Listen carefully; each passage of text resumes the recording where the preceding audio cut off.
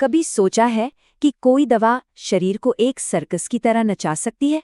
जी हाँ, आज हम एक ऐसी ही बड़ी दिलचस्प होम्योपैथिक रेमेडी की दुनिया में उतरने वाले हैं, एगेरिकस मुस्केरियस। तो चलिए तैयार हो जाइए इस नर्वस सिस्टम के सर्कस में गोता लगाने के लिए। ये जो सर्कस शब्द है ना, ये इस रेमेडी के लक्षणों को समझने का कह सकते हैं सबसे अच्छा तरीका है।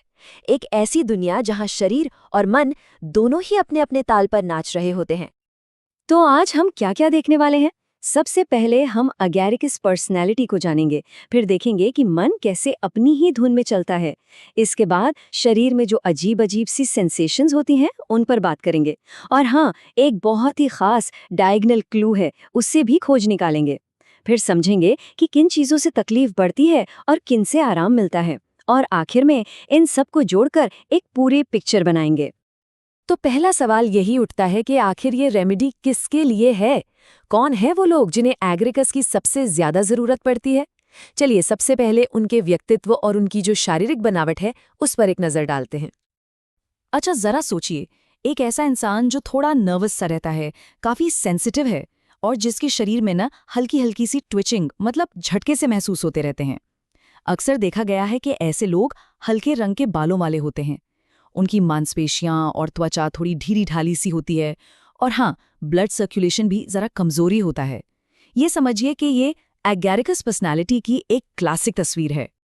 यही नहीं, ये रेमेडी खासकर उन बुजुर्ग लोगों के लिए बहुत काम की है जिन्हें ठंड से बहुत ज्यादा परेशानी होती है। मतलब ठंड बिल्कुल बर्दाश्त ही नहीं होती।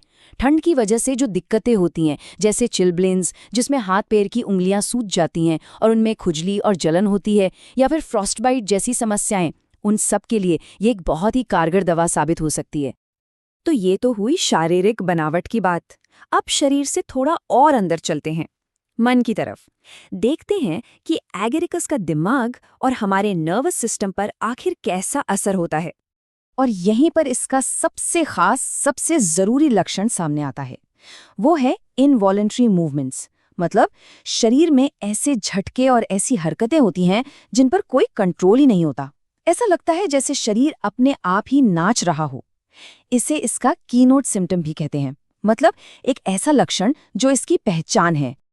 लेकिन कहानी में एक बहुत ही मजेदार ट्विस्ट है। पता है क्या? ये जो सारी बेकाबू हरकतें और झटके हैं ना, ये सिर्फ जागते हुए होते हैं। जैसे वो इंसान सो जाता है, सब कुछ एकदम शांत, शरीर बिल्कुल स्थिर हो जाता है। ये एक बहुत बहुत बड़ा सुराग है जो एक डॉक्टर को सही रेमेडी चुनने में जबरदस्त मदद करता है। इसके अलावा और भी कुछ दिमागी लक्षण हैं, जैसे एक खास तरह का सिरदर्द, बिल्कुल वैसा जैसा हैंगओवर में होता है। और कई बार तो डिल्यूजन की स्थिति बन जाती है जिसमें इंसान लगातार बड़बड़ाता रहता है, बिस्तर से उठकर भागने की कोशिश करता है, मतलब एक पल के लिए भी आराम नहीं कर पाता। तो मन की इस उथल-पुथल के बाद अब जरा शरीर पर वापस आते हैं और देखते हैं कि वहाँ किस तरह की अजीब और अनोखी सेंसेशंस महसूस होती हैं। जरा सोचकर देखिए, ऐसा महसूस होना जैसे पूरे शरीर में कोई बर्फ की ठंडी ठंडी सुइयां चुभो रहा हो। ये एक बहुत ही अजीब और तकलीफदेह एहसास है जो अगैरिकस के मरीजों में अक्सर देखने को मिलता है।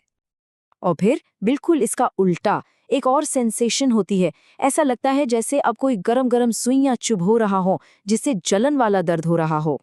कमाल की बात है ना, एक तरफ ठंडी सुई, दूसरी तरफ गरम सुई। यही जो दो एकदम अलग अलग एहसास हैं, यही एग्रिकोस को बहुत खास बना देते हैं। इसके साथ साथ शरीर के कुछ हिस्सों में जैसे चेहरे, कान, हाथ और पैरों में लाली और सूजन भी आ सकती है। कमर में बहुत तेज दर्द होता है, खासकर कमर के निचले हिस्से में। ये एक आम शिकायत है।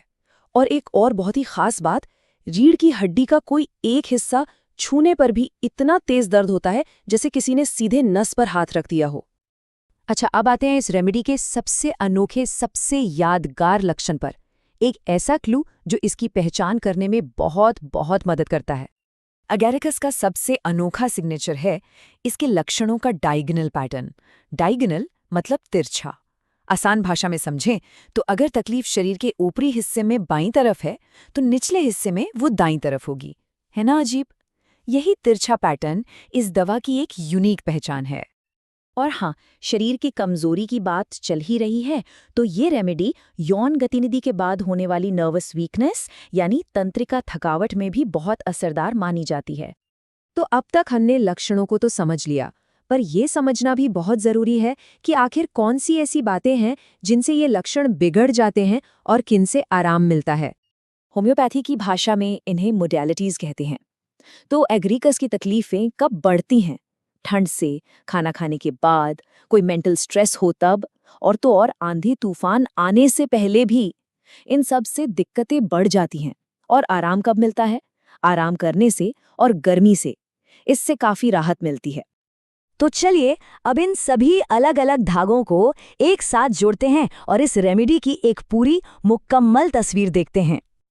देखिए, ये एक लाइन है जो पूरी कहानी को बहुत खूबसूरती से बयां करती है कि अगैरिकस मस्कैरियस नर्वस सिस्टम के उस सर्कस के लिए है जहां शरीर, मन और नसें सब मिलकर एक सिम्फनी बना रहे हैं, कभी झटकों की, कभी ठंड की, तो कभी आग की।